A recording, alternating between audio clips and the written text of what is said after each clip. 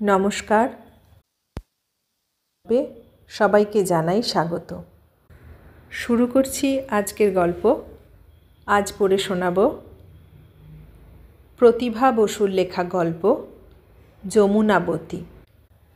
তাহলে শুরু করি গল্প যমুনাবতী। যমুনাবতীর স্বামীর ঘর থেকে আবার তার বাপের ঘরে ফিরে এলো।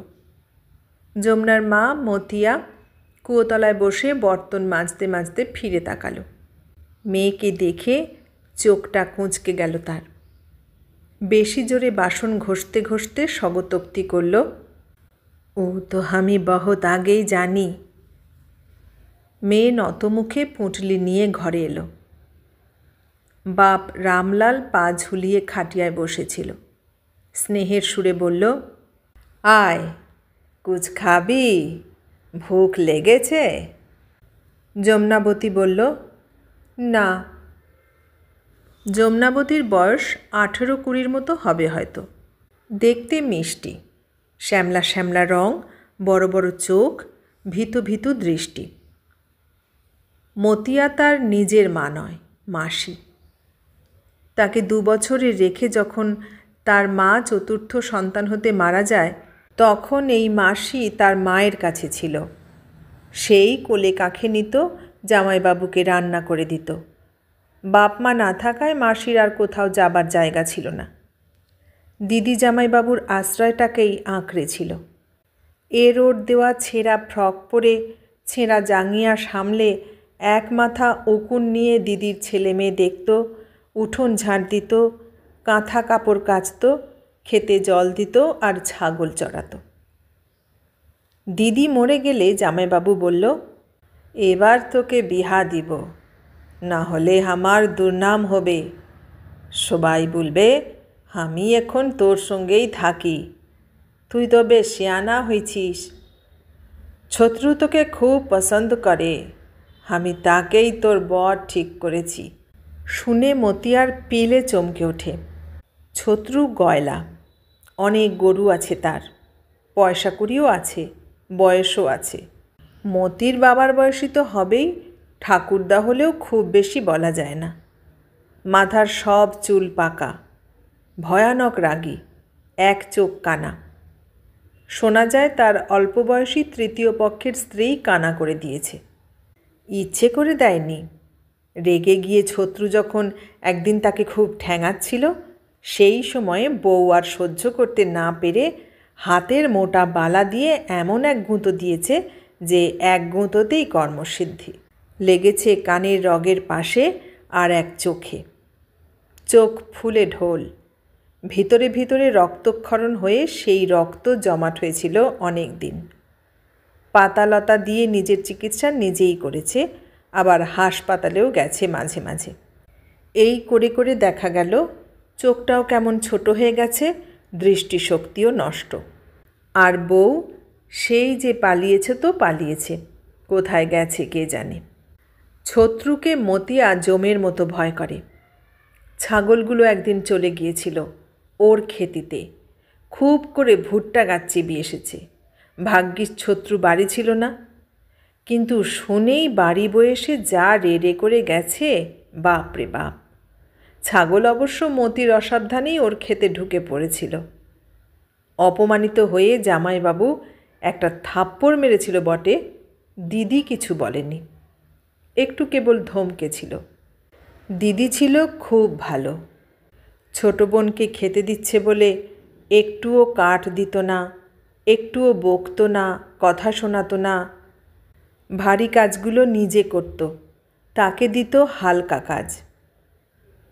বাচ্চাদের নিয়ে সারাদিন পথে পথে ঘুরত, ওর সঙ্গে ঝগড়া করত, ওর তার বাগানের ফল ফুল চুরি করত। ছাগল চড়াতেও কিছুই কষ্ট হতো না। ছেড়ে দিয়ে বেশ মৌজ করে ফষ্টি নষ্টি করত দেশওয়ালি ফেরিওয়ালাদের সঙ্গে। মাঝে মাঝে হাঁক ছেড়ে ছড়িদারি করে সামাল দিত। দিদি মরে গিয়ে ঠেলা বুঝছে এখন। জামাইবাবুটা 1 নম্বরের গিদ্ধার। 3টে ছেলে মেয়েকে এত ভালোবাসে যে তার রাগ হয়। মা মরেছে না যেন একটা কি হয়েছে। নিজের কাজ ফেলে দৌড়ে দৌড়ে ঘরে এসে দেখবে ঠিক মতো খেতে দিল কি না, রান্না করলো কি না, কিছু বলল কি না, তারা কষ্ট পেল কি না। কাজ তো তাইতেই বাড়ে। ছেলে মেয়েগুলো ঠিক বাপের মতোই শয়তান।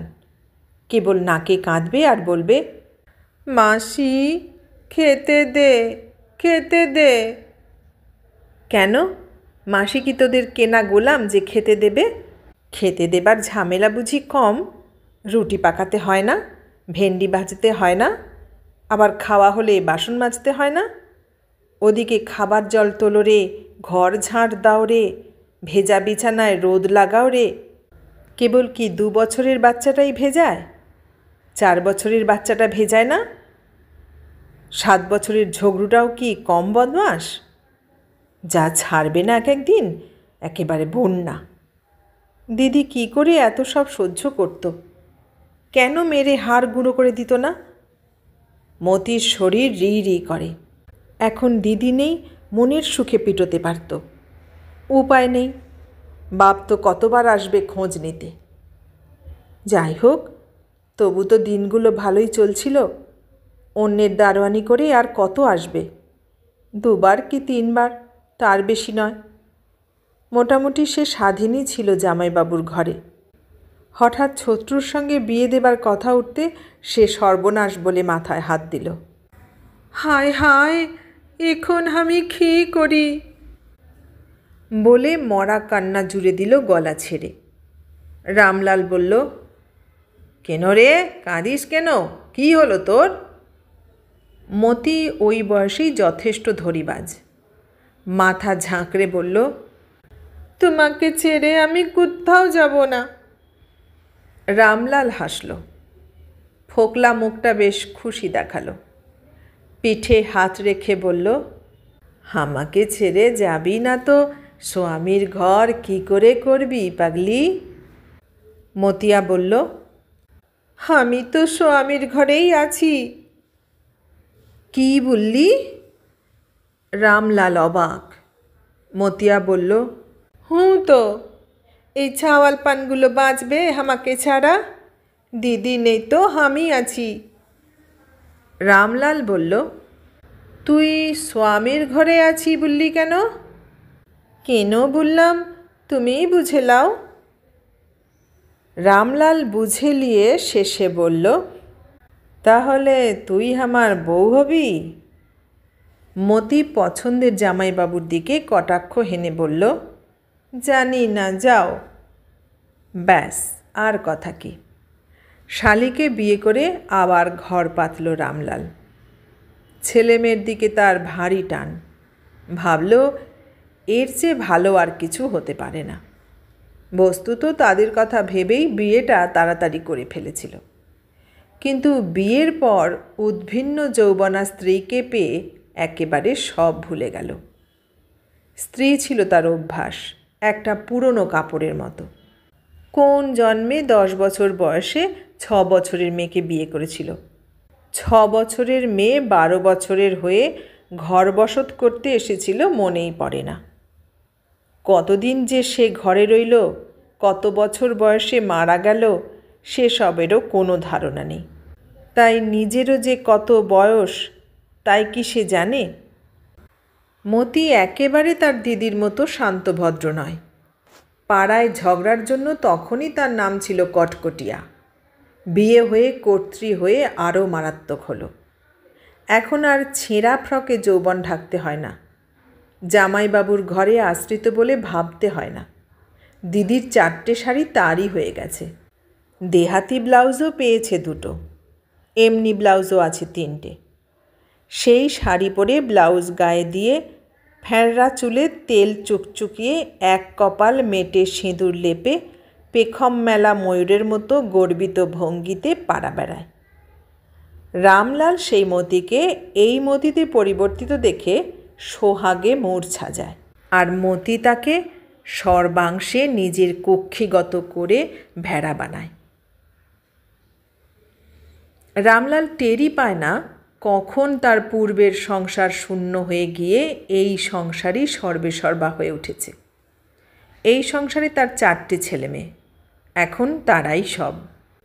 ওই সংসারের বড় ছেলেটা এদের পরিচর্যা করতে করতে আর মার খেতে খেতে প্রাণান্ত হয়ে কবে যেন পালিয়ে গেছে। মেজোটা মরে বেঁচেছে। খাঁচায় আটকে আছে ছোট মেয়েটা। মতি তাকে উদয়স্ত নিজেও খাটায়, অন্য বাড়িতেও লাগিয়েছে। রাতটুকু শুধু ঘুমিয়ে কাঁদা। তারপর ভোর 5টা থেকেই যে ঘানিটা চলতে থাকে সারাদিনে, আর তার বিরাম নেই। একবেলা অন্যের বাড়িতে খায়, আর একবেলা 3খানি রুটি দেয় মতি। তার উপরে সামান্য ত্রুটি বিচ্যুতিতেই মারতে মারতে আধমরা করে ছাড়ে। এই করতে করতে একদিন সে বালিকা হলো, কিশোরী হলো, যৌবনও এসে গেল। তখন একটা ভিন গাঁয়ের হতচ্ছাড়া বয়স্ক লোকের কাছে 500 টাকা নগদ নিয়ে বিয়ে দিয়ে দিল। 500 টাকা নগদ দিয়ে যাকে বিয়ে করেছে তার উপর অপ্রতিহত ক্ষমতা তো থাকবেই তার স্বামীর। আসলে সুন্দর মেয়েটাকে দেখে সে লোভে পড়ে গিয়েছিল। সেই লোভ চরিতার্থ করতেই ঝোঁকের মাথায় অতগুলো টাকা খরচ করে বসেছে। তারপর ধার দেনার তল। আগের পক্ষের বউ আছে ঘরে, এই নিয়ে প্রচণ্ড মারামারি চলে তার সঙ্গে। আর সব কিছুর জের এসে পড়ে যমুনার উপর। অতিষ্ঠ অবস্থা। লোভের আয়ুও তো বেশি দিন নয়। এখন 500 টাকার শোকে শাশুড়িকে উদ্দেশ্য করে অকথ্য কুকথ্য ভাষায় গালাগালি তো আছেই, বউকে পিটিয়ে পিটিয়েও শোধ তোলে। রামলালের কষ্ট হতো। বলতো, লিয়ে আসি মেয়াটাকে। চোখ লাল করে তেড়ে দাঁড়িয়ে মতি বলতো, মারুক কাটুক খুন বি করে ফেলুক, সে আর আসবে নি এ বাড়িতে, আমি খেতে দিতে পারবো না। যন্ত্রণায় অসহ্য হয়ে যমুনা আরও 2বার পালিয়ে এসেছিল। এটা 3য় বার এবং শেষবার। রামলালের মনটা আজ বিধুর হয়ে উঠল। অনেক দিন বাদে অনেক পুরনো কথা মনে পড়ে গেল তার। মতি বাসন নিয়ে দুপদুপিয়ে ঘরে এসেই তার স্বরে বলল, এখনো চুপ করে বসে আছো? মাইয়াকে কে খিলাবে শুনি? হারামজাদির যে স্বামীর ঘর ছেড়ে চলে এলো, চুলের মুঠি ধরে বার করে দিতে পারছো না? অন্যমনস্ক রামলাল চমকে ফিরে তাকালো মতির দিকে। হঠাৎ ভয় ভুলে খিঁচিয়ে উঠল, তোকে কে খাওয়াচ্ছে শুনি? জনমভর তো আমার ঘরেই আছিস। কি কি বললি তুই? আমাকে খাবার খোঁটা দিচ্ছিস? তেরচা হয়ে বেঁকে দাঁড়িয়ে হাতের বাসন ঝনঝন করে ফেলে মতি এমন এক রণরঙ্গিনী মূর্তিতে চোখ পাকালো যে রামলাল তৎক্ষণাৎ হাওয়া। ঘরের ভিতর যমুনা থরথর করে কাঁপতে লাগল। সে জানে এরপরের ব্যবস্থাটা কি। ভয় এবং দুঃখের স্তূপ মাথায় নিয়ে অপেক্ষা করতে লাগলো কখন এসে ডালকুত্তার মতো তাকে ছিঁড়ে খেয়ে হাওয়া হয়ে যাওয়া স্বামীর আক্রোশটা মেটায়। এই শহরটা একটা বিশ্ববিদ্যালয় কেন্দ্রিক ক্যাম্পাস। ঐতিহাসিক দিক থেকে এই বিশ্ববিদ্যালয়ের আন্তর্জাতিক খ্যাতি আছে। এখানে পড়াশুনো ছাড়াও আরও নানা বিষয়ে গবেষণা হয়। দেশ দেশান্তর থেকে লোক আসে। মাটি খুঁড়ে খুঁড়ে 12 মাস পুরাতত্ত্বের কাজ চলে। কাজেই পরিচারক পরিচারিকারও চাহিদা আছে। কিন্তু অভাগ্য যদ্যপি চায় সাগর শুকায়ে যায়। তাই যমুনাবতীর আর কাজ জুটছিল না। দিন 15 চেষ্টার পরে যে 2টো কাজ ঠিক করে এলো তার মা, সে 2টো বাড়িতেই শোনা গেল দুরাত্রিও কোনো লোক টেকে না। কিন্তু অন্যেরা টেকে না বলেই যে যমুনাও টিকবে না এমন তো কোনো কথা নেই। মতি আর সুযোগ বুঝে দরদাম করে 3 মাসের মাইনে একসঙ্গে অ্যাডভান্স নিয়ে ঢুকিয়ে দিল মেয়েকে। এবং কাজে ঢুকেই টের পেল মেয়ে কেন লোক থাকে না। এক বাড়ির বাবু একাই থাকে, কিন্তু ভারী বদঅভ্যাস তার। ছল ছুঁতো করে যেভাবেই হোক গায়ে হাত দেবেই দেবে। ইচ্ছে করে বিশ্রীভাবে বসবে, রাত্রে থাকতে বলবে। আর এক বাড়ির মহিলা, তিনিও একা থাকেন। এমন দুর্দান্ত সূচিবায়ু যে জল ঘাঁটতে ঘাঁটতে হাতে পায়ে হাজা ধরে গেছে। তাকে দিয়ে বালতি বালতি জল তোলাবে আর নিজে কুয়োতলায় বসে থেকে বলবে, গায়ে ঢাল।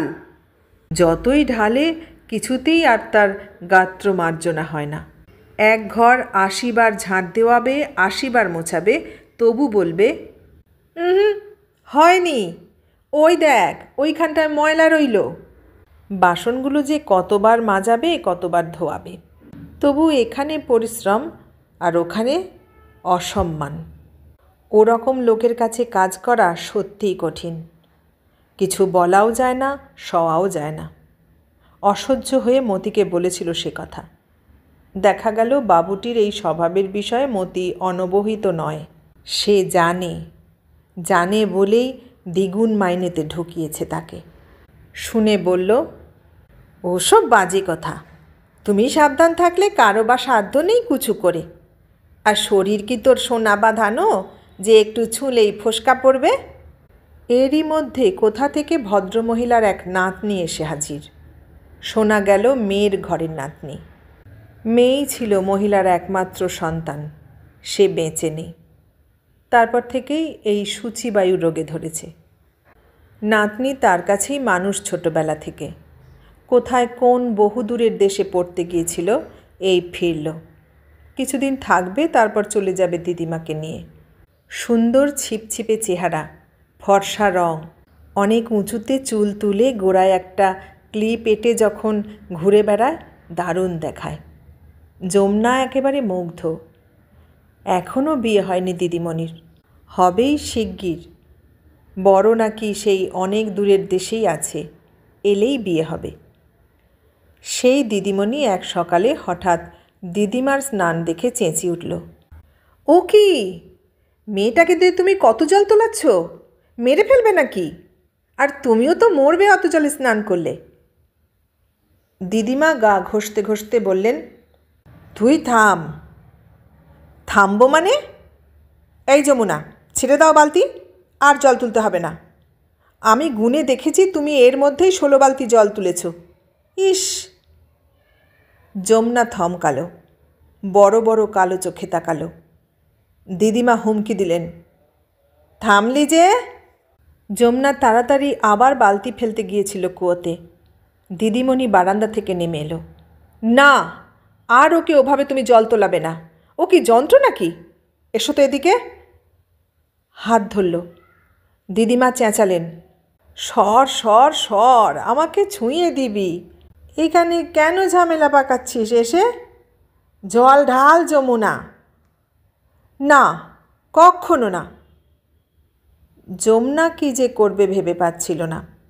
এক সময় দেখল দিদিমাকে সম্পূর্ণ অগ্রাহ্য করে দিদি তাকে কখন যেন বারান্দায় এনে দাঁড় করিয়ে দিয়েছে। জেরা করছে, তুমি রোজই এরকম জল তোলো নাকি? সে নীরবে মাথা নাড়ল। আর তুলবে না, বুঝলে?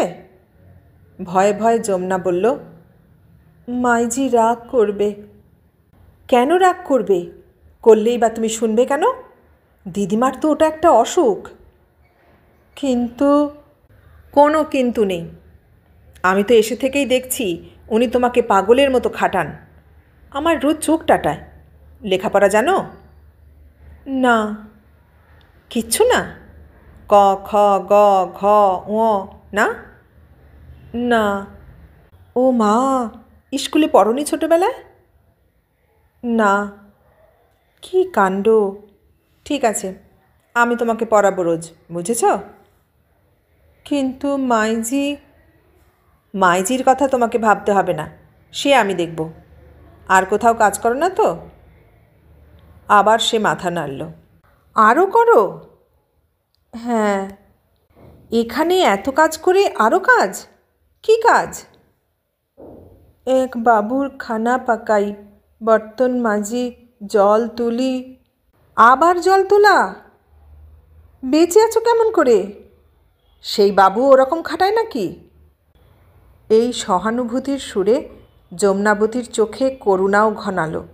বলল, বাবু তো বড্ড নষ্ট লোক দিদিমণি। মানে? কেবল কেমন করে। ইতস্তত করতে করতে বলল, গায়ে হাত লাগায়। আমার খুব অসুবিধে হয়। তবে যাও কেন? ওরকম পাজি লোকের কাজ করো কেন? যমুনা আবার চুপ। এক ধমক লাগালো, চুপ করে থেকো না, সব সময় সোজাসুজি কথা বলবে। যা বলছি জবাব দাও। কেন যাও? না গেলে আমার মা মারবে। তোমার মা মারবে? মেয়ের এত কষ্ট আর মা মারবে? কেমন মা তোমার? মাকে কথা বলেছ? মা সব জানে। আমার দিদিমার কথাও জানে? হ্যাঁ। তবু এখানে কাজে পাঠায়? আচ্ছা মা, তো মাইনে যে ডবল, আবার এডভান বিলিয়েছে। টাকা দিয়ে কি করো? মা লিয়ে নেয়। সব সব? বাহ, বেশ কথা। যাকগে, শোনো, এখানকার কাজ তোমার এখন অর্ধেক হয়ে যাবে। তুমি পড়বে আমার কাছে, কাজ করেও অনেক সময় বাঁচবে তোমার। আর সেই বাবু যদি গায়ে হাত লাগাতে আসে, প্রতিবাদ করবে, বুঝেছ? প্রতিবাদ? প্রতিবাদ না, প্রতিবাদ। প্রতিবাদ কাকে বলে জানো না? অপমান করলে সেটা সহ্য না করার নাম প্রতিবাদ। কেমন করে প্রতিবাদ করব? যমুনার গলায় ভয়ার্ত আগ্রহ। এমন মারাত্মক পরামর্শ তো আর কেউ দেয়নি তাকে। দিদি বলল, ওই লোকটাকে তো একটা চড় মারাই উচিত। তাই বলে সত্যিই যেন আবার একটা চড় মেরে বসো না। বলতে বলতে হাসল। যমুনাও হাসল। হাসি তার মুখে কস্মিনকালেও কেউ দেখেনি। বাড়ি ফিরে সেদিন তার খুব ভালো লাগলো। আধপেটা খেয়েও খুশি ধরল না। 5-6 দিন বাদে সে কিন্তু সত্যিই সাহস করে একটা প্রতিবাদ করে বসল। স্পষ্ট ভাষায় বলল, এই রকম করলে বাবুজি আমি আর কাম করতে আসবো নি। কী রকম করলে? কি বলছিস তুই? বাবু আকাশ থেকে পড়ল। কেন আপনি অমন গায়ের উপর পড়ে গেলেন? কেন বি কাপড় খুলে গেল? ও তো ইচ্ছে করে। যার মুখে 7 চড়ে একটা রা বেরোয় না, দিবারাত্র যে চুপ করে ভূতের মতো খাটে আর মারের ভয়ে জুজু হয়ে থাকে, তার নিচু অথচ দৃঢ় গলার এই আওয়াজে লোকটা স্তম্ভিত হয়ে গেল। সামান্য হকচকিয়ে গেলেও গর্জন করে বলল, ইচ্ছে করে মানে? তুই দেখলি না আমি হোঁচট খেয়ে পড়ে গেলাম? পাজি মেয়ে, তলায় তলায় তোমার এত বদমেশি! দেখে মনে হয় যেন ভাজা মাছটি উল্টে খেতেও জানে না। আমাকে বদনাম দেয়া? যত বড় মুখ নয় তত বড় কথা। ফের যদি কখনো এই ধরনের কথা আর বলবি, মেরে হাড় গুঁড়ো করে ফেলবো। দাঁড়া, আমি দেখাচ্ছি তোকে। এমন তেড়ে ফুঁড়ে কথা বলতে দেখে যমুনার মনে হয়েছিল এই বুঝি মারে। আবার পুরনো ভয় তাকে আচ্ছন্ন করে আনছিল। কিন্তু বাবু বেরিয়ে গেল চট করে, আর সঙ্গে সঙ্গে যমুনার মনে হলো লোকটা ভয় পেয়েছে। কিন্তু বাবু না মারুক, 2 বাড়ির কাজ করে ফিরে গিয়ে মার কাছে মার খেল খুব। বাবু এসে কি বলেছে কে জানে, নাকি আরও কিছু টাকা হাতে গুঁজে দিয়েছে মেরে ধরে কাজে পাঠাবার জন্য। সারা রাত শরীরের যন্ত্রণায় সে ছটফট করল, একটুও ঘুমোতে পারল না। পরের দিন কাজে গেলে দিদিমণি তার ঝিমুনো ঝিমুনো ভাব থেকে বলল, তোর কি হয়েছে রে? কেমন দেখাচ্ছে? শরীর খারাপ?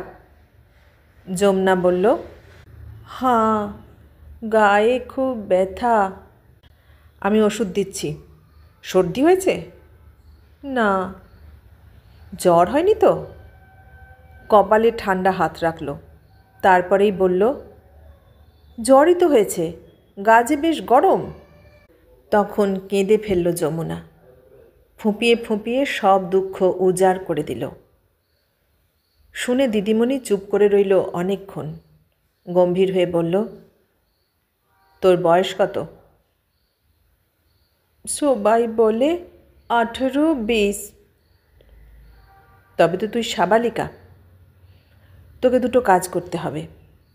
একটা হলো, আর কখনো ওই ভদ্রলোকের কাছে যাবি না। আর তোর মা সেজন্যে জোর করলে বাড়ি থেকে বেরিয়ে আসবি। বাড়ি থেকে বেরিয়ে আসবো? কোথায় যাব? কথা শুনে যমুনা হতবাক। বাড়ি ছাড়া তার কি অন্য আশ্রয় আছে নাকি? আর আছে স্বামীর বাড়ি, সেই নরক এই নরকের চেয়েও জঘন্য। কোথায় আবার যাবি? যেদিকে দুচোখ যায়। দিদিমণির সহজ জবাব। তারপরেই বলে, অবশ্য এখন তোকে সেই নিরুদ্দেশ যাত্রায় যেতে হবে না। আমি যতদিন আছি আমার কাছেই থাকবি। তোর খাওয়া পড়া থাকা সব ভার আমার। তুমি চলে গেলে তারপর? যমুনার বড় বড় চোখে আবার ভয়। তারপরের কথা তারপর, অত ভবিষ্যৎ তোকে ভাবতে হবে না। তোর মা যখন তোকে এভাবে ব্যবহার করতে শুরু করেছে, ফল খুব খারাপ হবে। হঠাৎ রেগে গিয়ে বলল, তুই মানুষ না গরু? আত্মসম্মান বোধ নেই?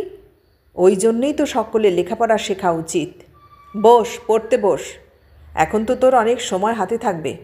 আয়, তোকে গল্পের বই পড়ে শোনাই। দিদির অক্লান্ত চেষ্টায় বেশ ভালোই লেখাপড়া শেখে যমুনা। বুদ্ধি আছে, ধরতে পারে তাড়াতাড়ি। আত্মসম্মান বোধও হয়েছে বইকি। মায়ের হাজার শাস্তিবিধানেও সে আর ওই বাবুর কাছে কাজে যায়নি। সত্যিই বেরিয়ে এসেছে বাড়ি থেকে। দিদিমণির কাছেই থাকে। দিদিমণি তাকে শাড়ি দিয়েছে, ব্লাউজ দিয়েছে, চটি কিনে দিয়েছে। বলেছে, এত সুন্দর তুই অত বিশ্রীভাবে থাকিস কেন? সব সময় সেজেগুজে থাকবি, সব সময় আমার সঙ্গে সব জায়গায় যাবি। 18-20 বছর বয়সের যমুনার এতকালের নির্যাতিত, নিপীড়িত, লাঞ্ছিত জীবনের উপর দিয়ে সহসা বসন্তের হাওয়া বইতে থাকে। কিন্তু এরই মধ্যে আবার দুর্যোগ ঘনিয়ে এলো। দিদিমার শরীর খারাপ, চিকিৎসার জন্য তাকে কলকাতা নিয়ে যেতে হবে। খাবার টেবিলে বসে দিদিমণি বলল, আসলে আমার দিদিমার মাথাটাই একটু খারাপ হয়েছে। আমার মা মারা গেলেন, আমি বিদেশে ছিলাম। সবটা মিলিয়ে এমন একটা মানসিক বিপর্যয় ঘটল যে একেবারে অন্যরকম হয়ে গেছেন। দিদির যত্নে, আদরে, সহানুভূতিতে, সাহায্যে এই 4-5 মাসের মধ্যেই যমুনা অন্য মানুষ। শ্যামলা রং স্বাস্থ্যের আভায় ঝকঝক করছে। চোখের দৃষ্টিতে আর ভীত, অসহায় ভাব নেই। ভালো কাপড় জামা শোভিত দেহে লাবণ্যের জোয়ার। নম্রতায়, ভদ্রতায়, বিনয়ে, কর্মক্ষমতায় সব সময় সে সকলের প্রিয়। অনেক বন্ধুবান্ধব আসে দিদিমণির কাছে। অনেকেই তাকে এ বাড়ির আত্মীয় বলে ভুল করে। আর দিদিমণি তো সব সময়, আমার পুষ্যিটা কই রে? এক মেম সাহেব এসে আছে কতদিন হলো। সে নাকি এখানে ভারতীয় সঙ্গীত বিষয়ে গবেষণা করতে এসেছে। সে তো একেবারে তার সৌন্দর্যের প্রশংসায় পঞ্চমুখ। বলে, এই রং আর এই ফিগারের জন্য আমাকে যা করতে বলো আমি তাই করতেই রাজি। সুখের সেই ভরা জোয়ারে দিদিমণির হঠাৎ কলকাতা যাবার সংবাদ তার পক্ষে বজ্রপতনের সামিল। আবার সে অস্থির হলো। ভেবে পেল না এখন কোথায় যাবে, কোথায় থাকবে, কি করবে। দিদিমণি বলল, ভাবিস না, এই মেম সাহেব যতদিন আছে তুই তার কাছেই থাক, আমি বলে দিচ্ছি। আর বাড়ির চাবি রাখ, আউট হাউসে থাকবি। বাড়িটা দেখবি, আমি তার জন্য মাইনে দেব। অন্য কোথাও কাজ করলে এখান থেকেই করতে পারবি। চলে গেল দিদি, কিন্তু বন্দোবস্ত ঠিক করে দিয়ে গেল। যমুনার চোখ ফুলে গেল কেঁদে কেঁদে। ভালোবাসার স্বাদ বড় ভীষণ, একবার পেলে আর তা ভোলা যায় না। দিদি তাকে একেবারে কাঙাল করে দিয়ে চলে গেল। এই মেম সাহেব অনেক সান্ত্বনা দিল। ইংরেজি বাংলা মিশিয়ে বলল, দিদি নাই, আমি আছি, কোনো ভয় নাই তোমার। কিন্তু সে আর কদিন, 2 মাসের মধ্যে সেও চলে গেল। সঙ্গে সঙ্গে মতি এসে হাজির। মেয়ের হালচাল চেহারা দেখে এসেই আর আগের মতো ব্যবহার করতে সাহস পেল না। মিষ্টি কথায় তুষ্ট করে টাকা চাইল সে। যমুনা প্রমাদ গুনল। সে বুঝতে পারল একা বাড়িতে মা এবার প্রায়ই আসবে এবং টাকা টাকা করে তাকে পাগল করবে। কাজে বহাল করার সময় মা যে টাকা অ্যাডভান্স নিয়েছিল, তারপরে দিদিমণি আর কোনো টাকা মায়ের হাতে দেয়নি, তার নামে ব্যাংকে জমা রেখে দিয়েছে। ইংরেজিতে নাম সই করতে শিখেছে যমুনা। কেমন করে জমা দিতে হয়, কেমন করে তুলতে হয় তাও দিদিমণি শিখিয়ে দিয়ে গেছে। এই মেম সাহেবের কাছে থাকার মাইনেটাও জমা দিয়েছে ব্যাংকে। এখন বলা যায় শুধু নিজের খাওয়ার টাকাটাই আছে হাতে। মা এবার শোধ নেবে তার। ভয়ে ভয়ে তাই থেকেই দিল। তারপর একটু বানিয়ে বলল, দিদি বলে গেছে তার অনুমতি ছাড়া যেন কেউ বাড়িতে না ঢোকে। মতি চোখ গরম করে বলল, তার মানে তুই আমাকে ঢুকতে বারণ করছিস? আমি তোর মা? যমুনা তাড়াতাড়ি বলল, না না, তা নয়, যার বাড়ি সে যা বলেছে আমি তাই বললাম। খুব বড় মানুষ হয়েছিস না? বলি এই কামে তোকে ঢুকাইল কে? এই আমিই তো। এখানে বাজ্যিস ঝাড়ছিস। আমার যখন খুশি তখন আসবো। তাই জন্য ওই বিলাইতি মেয়েটা যদি তোকে তাড়িয়ে দেয় তো দেবে। কেন, তোর কি মা বাপ নেই নাকি? ফুলকি ছুটোতে ছুটোতে সে চলে গেল। বিবর্ণ মুখে যমুনা গেটে তালা বন্ধ করে নিজের ঘরে এলো। আবার তার মাথায় চিন্তার বোঝা জট পাকাতে লাগল, এবং চিন্তা যে অমূলক নয় সেটাও টের পেতে লাগলো প্রায় রোজ। মা তো আসেই, ভাই বোনেরাও আসে। মা নানা রকম কথা বলে, টাকা চায়, অন্য কাজের খোঁজ দেয়। ভাই বোনেরা ফুল ছেঁড়ে ফল খায়, তছনছ করে চলে যায়। বড় ছেলেটা রিক্সা চালক হয়েছে, একেবারে গুন্ডা। সে বলেছে তার এক বন্ধু সেও রিক্সা চালায়, যমুনাকে নাকি ভীষণ পছন্দ হয়েছে, অস্থির হয়ে পড়েছে বিয়ে করবার জন্যে। সুতরাং বিয়ে তাকে করতেই হবে। আবার সেই ব্যবসা, আবার টাকা নিয়ে মেয়ে বেচা। আগে ছিল শুধুই মতিয়া, এখন ছেলেকে সঙ্গে পেয়ে একেবারে সোনায় সোহাগা। সেই বন্ধুটাও এক সন্ধ্যায় এসে হাজির। যমুনার একা থাকার সুযোগ নেবার চেষ্টা করছিল, পিছন দিক দিয়ে বেরিয়ে গিয়ে কোনো মতে বেঁচেছে। এই রকম যখন অবস্থা, তখন হঠাৎ রাত্রিরের ট্রেনে দিদির চিঠি নিয়ে এক অতিথি এসে হাজির। মাথায় বড় বড় সোনা রঙের চুল, নীল রঙের চোখ, দেবতার মতো চেহারা। পাজামা পাঞ্জাবি পরা এক ছোকরা সাহেব, হাতে সেতার। চিঠিটা এগিয়ে দিয়ে পরিষ্কার বাংলায় বলল, মিস দত্ত এই চিঠি দিয়েছে। আমি কদিন এখানে থাকব। তুমিই যমুনাবতী তো? যমুনা যেন অকুলে কুল দেখল, বলল, আগে হ্যাঁ। আমি থাকলে তোমার কোনো অসুবিধে হবে না তো?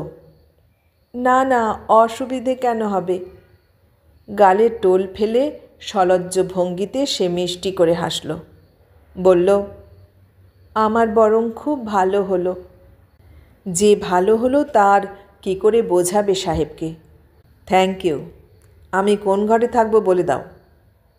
বড় বড় অক্ষরে সব আদেশ নির্দেশ দিয়ে দিদিমণি চিঠি লিখেছে। সেই মতোই সাহেবকে যে ঘরে মেম সাহেব ছিল সেই ঘরটা দেখিয়ে দিল। বলল, এটা আপনার শোবার ঘর, খাবার ঘর, বসবার ঘরগুলো আপনি ব্যবহার করতে পারবেন। Thank you. কাঁধের ঝোলা নামালো সে। তারপর যতক্ষণে হাত মুখ ধুলো, গরম চা করে নিয়ে এলো যমুনা। তার নিজের জন্য এনে রাখা ডিম দুটো দিয়ে মস্ত অমলেট ভেজে দিল। নিজের জন্য তৈরি হাত রুটি কটাও গরম করে দিল, আবার স্যালাডও করে দিল সঙ্গে। সাহেব মহা খুশি। থ্যাংক ইউ শুনতে শুনতে কান ঝালাপালা। তারপরে সে সেতার বাজাতে বসল। সেই রাত্রে নিশ্চিন্ত মনে যমুনা ঘুমোতে পারল। একজন জলজ্যান্ত সাহেব যখন এসে পড়েছে, তখন অন্তত মা আর ভাইয়ের হাত থেকে কদিনের জন্য রেহাই পাবে। সাহেবদের খুব ভয় পায় ওরা, সাহেবদের কাছে বন্দুক থাকে। তা হলো। পরের দিন সাহেবকে বাগানে ঘুরতে দেখে গেট থেকে ফিরে গেল মা। ভাই আর এগুলো না। যমুনা ভগবানের কাছে কৃতজ্ঞ হয়ে প্রাণ ঢেলে সেবা করতে লাগলো সাহেবের। মনে হতে লাগলো সেবা যত্ন দিয়ে যদি বা বেশি দিন ধরে রাখা যায়। সেদিন বৃষ্টি নেমেছিল খুব। দেশি ভারতীয় সেজে সাহেব ভিজল অনেকক্ষণ। বলল, জানো যমুনা, এদেশ আমার খুব ভালো লাগে। আমি এদেশীয় হয়ে যেতে চাই। এদেশের জলবায়ু আমার দারুণ স্যুট করে। যমুনার সামান্য আপত্তি তুলেছিল এই বৃষ্টি ভেজা নিয়ে, তাইতেই এই উক্তি। কিন্তু সত্যি সত্যি যে দারুণ স্যুট করে না তার প্রমাণ পাওয়া গেল রাত্রিরে। চাপাচুপি দিয়ে শুলো সে, বললে কিছু খাবে না। পরের দিন জ্বরে বেহুঁশ। যমুনা একেবারে দিশেহারা। দৌড়ে গিয়ে ডাক্তার নিয়ে এলো, ইঞ্জেকশন নিয়ে এলো। 1 হাতকে 10 হাত করে এই ওষুধ খাওয়াচ্ছে, পথ্য খাওয়াচ্ছে, মাথা ধুয়ে দিচ্ছে, গা মুছে দিচ্ছে। সারা রাত সারা দিন মাথার কাছে দাঁড়িয়ে আছে অতন্দ্র প্রহরীর মতো। সাহেব যতবার লাল লাল চোখে তাকায় ততবার ঝুঁকে পড়ে মুখের কাছে। কিছু চাই? জল দেব? হাত বুলিয়ে দেয় মাথায়। সাহেব হাত বাড়িয়ে হাত ধরে, বলে থ্যাংক ইউ। না খেয়ে না ঘুমিয়ে কোথা দিয়ে কেটে গেল 15টা দিন। তারপর সাহেবের জ্বর ছাড়ল। বালিশে ঠেসান দিয়ে উঠে বসতে পারল সে। তাকিয়ে থেকে যমুনার জল এসে গেল চোখে। পেয়ারা বাগানে বসে অনেকক্ষণ কাঁদল। কেন কাঁদল বুঝল না। ঘরে এসে ওষুধ খাওয়ালো, পায়ে মোজা পরিয়ে দিল। ডাক্তার বলেছে একটুও যেন ঠান্ডা না লাগে। পায়ে মোজা পরাতে গেলে সাহেব স্বনির্বন্ধ হয়ে বাধা দিয়েছিল। বলেছিল এখন নিজে নিজে এইটুকু করার মতো সুস্থ সে আছে। যমুনা কানে তোলেনি সে কথা। সে যা করছিল নিজের অধিকার বলেই করছিল, এমনি তার ভাব। এ কয়দিন ওতপ্রোতভাবে মানুষটিকে রক্ষণাবেক্ষণ করে আহার ভুলে, নিদ্রা ভুলে, জগতের সব কিছু ভুলে থেকে শুধু ভালো করে তোলার চেষ্টায় প্রাণপণ যুদ্ধ করতে করতেই এই অধিকার অর্জন করেছে সে। পথ্য নিয়ে এলো তারপর। সাহেব বলল, যমুনা, এবার আমাকে কলকাতা যেতে হবে। চমকে গেল যমুনা। হাত থেকে মাংসের স্টু ছলকে পড়ল মাটিতে। অস্ফুটে বলল, আগে ভালো হয়ে উঠুন। ভালো হওয়ার জন্যই যেতে হবে।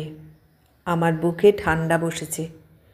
এই জ্বর ছাড়াটা ঠিক ছাড়া নয়, রিল্যাপস করার সম্ভাবনা আছে খুব। ওখানে গিয়ে বড় ডাক্তার দেখানো দরকার। এখানকার ডাক্তার তাই বলছেন। ডাক্তার তাই বলেছেন? ভয় পেও না। সাহেব হাসল। কালই যাব। এখানকার অফিসে খবর পাঠিয়েছি, টিকিট বুক করে রাখবে। কালই? গলা চিরে শব্দ বেরুলো। যমুনা জিভ দিয়ে ঠোঁট ভেজালো। সাহেব কিছুক্ষণ তাকিয়ে দেখল তাকে।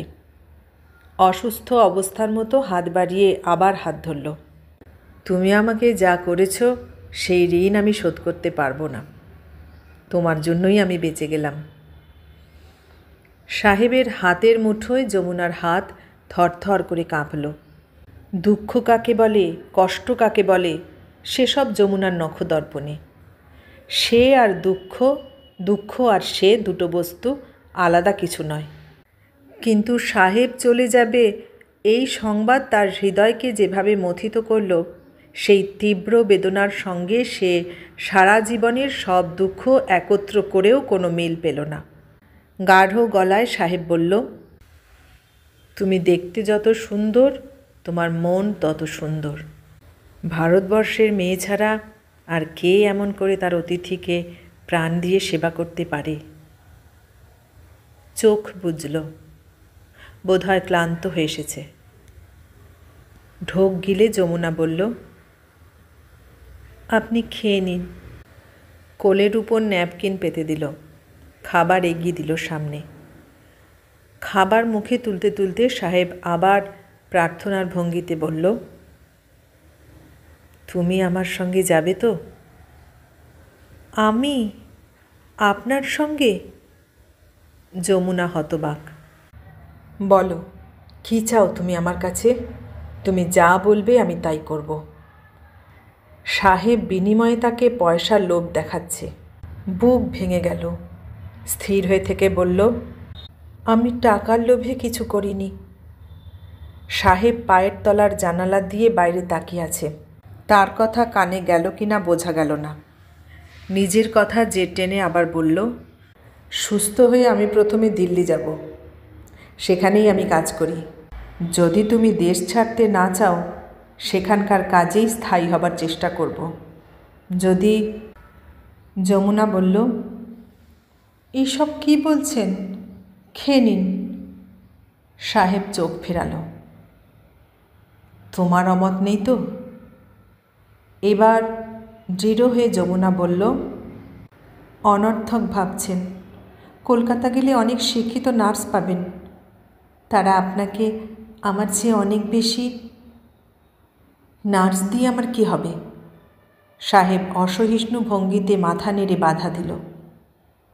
আমি তো তোমাকে চাই, তোমাকে। আমাকে? আমি হিন্দু বিয়ে করব। অনুষ্ঠান আমার খুব ভালো লাগে ডার্লিং, তুমি আমাকে হতাশ করো না। হয়তো তোমার জন্যই এতদিন আমি অবিবাহিত ছিলাম। My precious, I love you like anything. Jamuna স্তম্ভিত। তার কালো চোখের তারা সাহেবের নীল চোখের গভীরে অবগাহন করে নির্নিমেষ হয়ে রইল। এতক্ষণ শুনলেন প্রতিভা বসুর লেখা গল্প যমুনাবতী।